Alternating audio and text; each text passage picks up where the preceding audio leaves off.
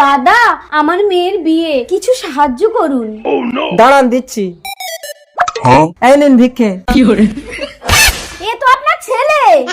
হ্যাঁ, তা আপনার মেয়ের বিয়েতে ছেলেই তো ভিক্ষে দেবো। বাবা, আমি বিয়ে করব। আমাকে না বাবা, তুমি চলো, আমার মেয়েকে বিয়ে করবে। দেখবেন আমার ছেলে কিন্তু অন্ধ, ও আবার যাকে তাকে বিয়ে করে নেয়।